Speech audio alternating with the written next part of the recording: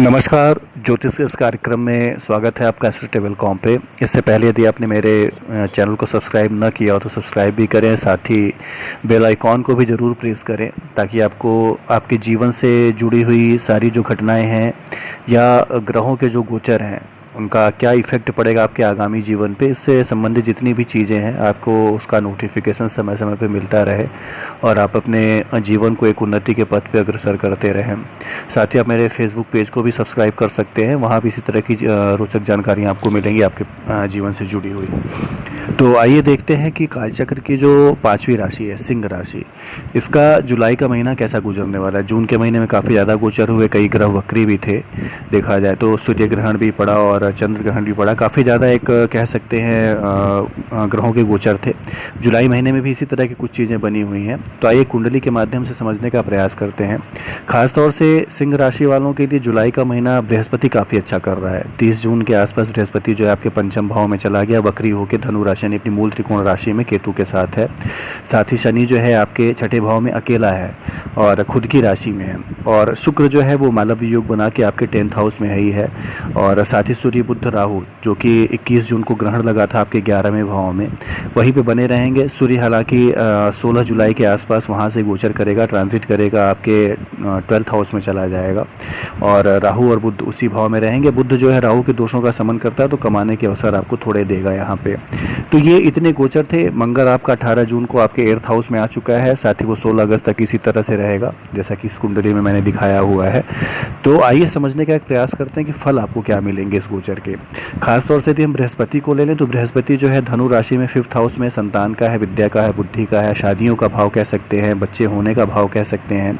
तो ये सारी चीज़ें आपके साथ बहुत अच्छी होने जा रही हैं। खासतौर से वक्री ग्रहों के बारे में ये कहा जाता है कि यदि वक्री ग्रह आपकी नैसर्गिक कुंडली में भी हैं, यानी आप बर्थ चार्ट आपका जो आप पैदा हुए हैं लेके उसमें भी वक्री हैं, तो वक्रत्व काल में और भी अच्छे फल देते हैं। तो यदि बृहस्पति जो है वो आपकी कुंडली में शुरू से ही वक्री है तो इस समय और भी ज़्यादा अच्छे फल देगा, और नहीं है तो भी अपनी मूल त्रिकोण राशि में 5th हाउस में है तो फल बड़े अच्छे देगा। खासतौर से उसकी दृष्टि देखें तो पंचम और नवम का संबंध बन रहा है, यानी पंचम भाव में बृहस्पति बैठ के नवम भाव को देख रहा है, साथ ही 7वीं दृष्टि से लाभ भाव को देख रहा है और साथ ही 9वीं दृष्टि से अपने आपके लग्न को देख रहा है। तो ये तीनों दृष्टियां आप देख रहे हैं कि केंद्र और त्रिकोण संबंध तो बना ही रही हैं, साथ ही राजयोग भी बना रही हैं। और करीब करीब 20 तारीख तक यानी 20 नवंबर तक जो है बृहस्पति इसी तरह से रहने वाला है, तो फल बड़े अच्छे देगा 20 नवंबर तक आपको। यदि आप भाग्यवश कुछ पाना चाहते थे या कोई कार्य करना चाहते थे, शुरू करना चाहते, तो ये एक उचित समय है आपके लिए कार्य शुरू करने का। कार्य को शुरू करिए, आपको लाभ भी उससे मिलेगा, आप शारीरिक रूप से भी स्वस्थ बने रहेंगे, रिकॉग्निशन भी आपको अच्छी मिलेगी, साथ ही आपका भाग्य भी आपको काफ़ी ज़्यादा सपोर्ट करेगा। तो बृहस्पति यहाँ पे लगातार 20 नवंबर तक बड़े ही शानदार फल देने जा रहा है, खासतौर से सिंह राशि वालों के लिए। और केतु को कहते हैं, केतु जो होता है बृहस्पति की ध्वजा एक तरह से माना जाता है, नहीं बृहस्पति को और भी स्ट्रॉन्ग करता है केतु उसके साथ रह के। केतु की आदत है जिस भी ग्रह के साथ हो, यानी यदि अच्छे ग्रहों के साथ है तो उसे अच्छे फल प्रदान करेगा, बुरे ग्रहों के साथ है तो बुरे ग्रहों को भी स्ट्रॉन्ग करता है, तो बुरे प्रभाव और ज़्यादा पड़ते हैं। बृहस्पति को एक शुभ ग्रह माना जाता है, ग्रहों का एक तरह से राजा माना जाता है, गुरु माना जाता है, तो ये सारी चीज़ें अच्छे फल लेके आ रही।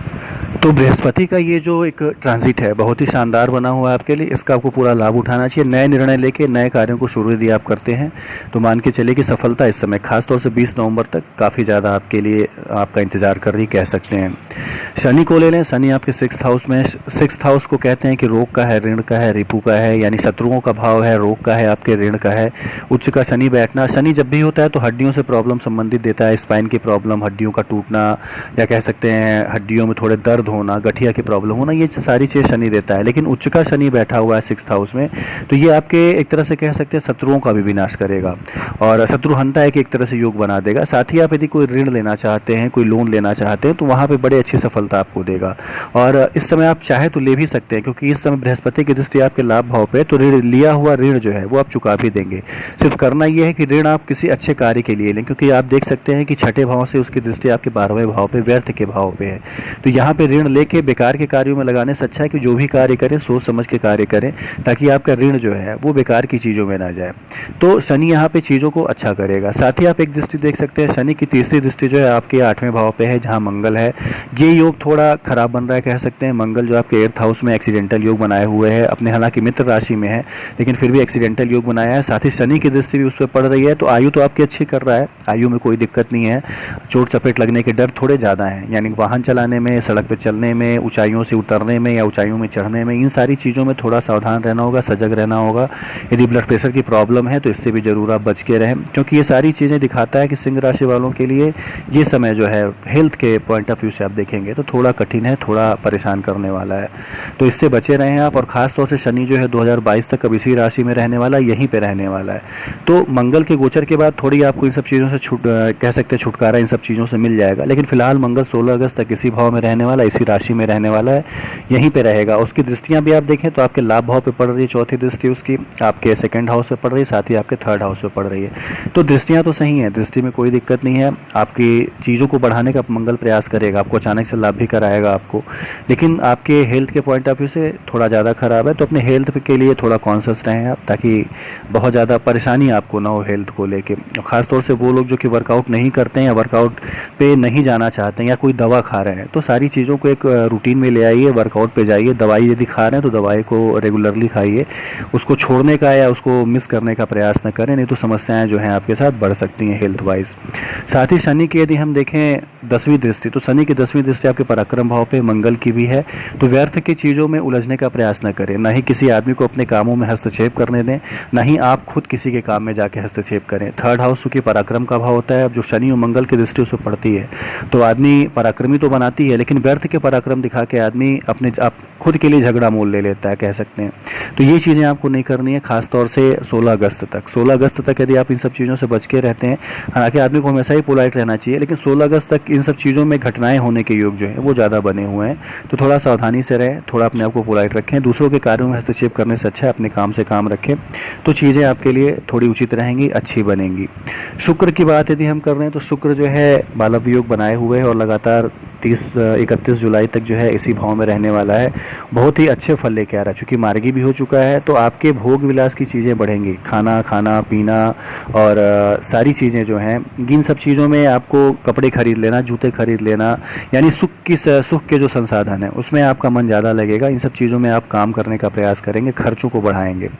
साथ ही 10th हाउस जो होता है वो समाज से रिलेटेड होता है, यानी सामाजिक क्षेत्र का भाव एक तरह से है, कर्म का भाव एक तरह से है और उच्च अधिकारियों से सहयोग का भाव है। तो महिलाओं से सहयोग मिलने के, यदि महिला उच्च अधिकारी कोई है तो उससे सहयोग मिलने की संभावना इस समय आपके पास अत्यधिक है।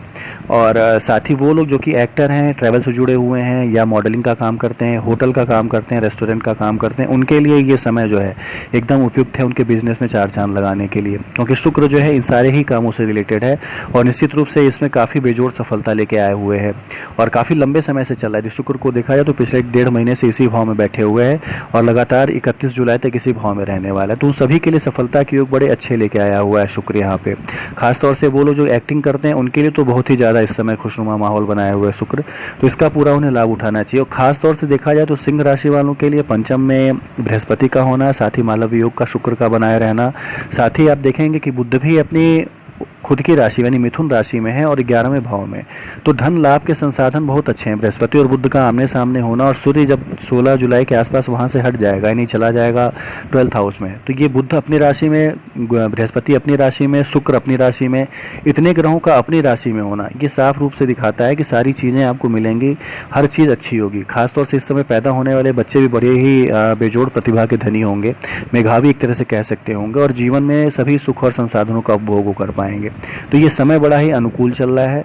चीज़ों को बस अपने आप बचा के ये रखना है कि अपने हेल्थ पे थोड़ा ध्यान दें, चीज़ें जो हैं आपके हाथ से हेल्थ वाइज न छूटें। आप पैसा कमाइए, सारी चीज़ें रखिए, लेकिन हेल्थ ही साथ नहीं देगा तो फिर आप उन सब चीज़ों का उपयोग जो है आप नहीं कर पाएंगे। तो बचा के अपने आप को रखें, रूटीन को फॉलो करते रहें, शुक्र बड़े ही अच्छे फल लेके आएगा पूरे जुलाई तक में। साथ ही यदि हम आपके 11वें भाव को देखें, जहाँ ग्रहण लगा था आपके सूर्य, बुध और राहु था, तो सूर्य जो है जब तक यहाँ पे है थोड़े आपके लाभ में कमी रखेगा, तो यानी जुलाई के आधे तक में थोड़ी समस्याएं आपको हो सकता हो, क्योंकि सूर्य जिस भी ग्रह के साथ होता है उसको थोड़ा सा डिमिनिश कर देता है, कह सकते हैं उनके बल को थोड़ा कम कर देता है।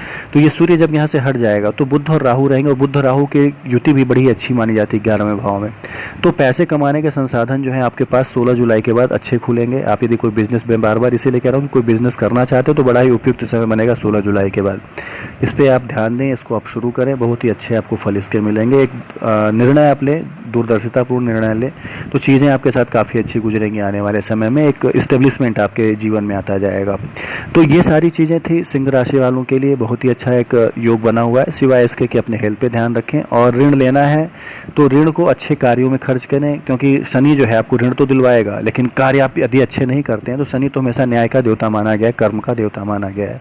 तो चीज़ें आपसे करवा के वो अच्छे कर्म करेंगे तो ऋण भी आप अच्छे से चुका लेंगे। थोड़ी बहुत समस्याओं के साथ शनि आपको काफ़ी ऊंचाइयों तक लेके जाएगा, क्योंकि अपनी मकर राशि में खुद है वो। तो ये पूरा एक था जुलाई महीने का लेखा जोखा। पूजा आपको करनी है तो मैं हमेशा बताता हूँ, शनि मंगल जब भी एक दूसरे से दृष्ट होते हैं, आप देखेंगे शनि मंगल को तीसरी दृष्टि से देख रहा है। साथ ही मंगल जो है उसकी दृष्टि आपके तृतीय भाव पे है, और शनि की भी दृष्टि तृतीय भाव पे है।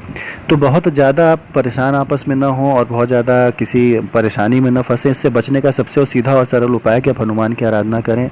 मंगलवार और शनिवार यदि व्रत रह सकते हैं तो रहा करें, नहीं रह सकते हैं तो भी आप जाए हनुमान मंदिर, उनके दर्शन करें, तुलसी की माला चढ़ाते हैं चढ़ाएं, हनुमान चालीसा का पाठ कर लें।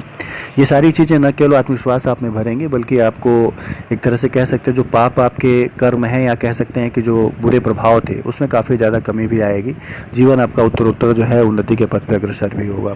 तो ये पूरा एक जुलाई महीने का था, काफ़ी अच्छी कुंडली बनी हुई है। थोड़ा अपने हेल्थ को ध्यान में रखते हुए आराधना हनुमान की करते रहे, निश्चित रूप से आपको अच्छी सफलता मिलेगी। वीडियो आपको कैसे लगे आप लाइक और कमेंट भी अपने करके बता सकते हैं, अपने सवाल भी आप पूछ सकते हैं नीचे चल रहे नंबरों पे। धन्यवाद।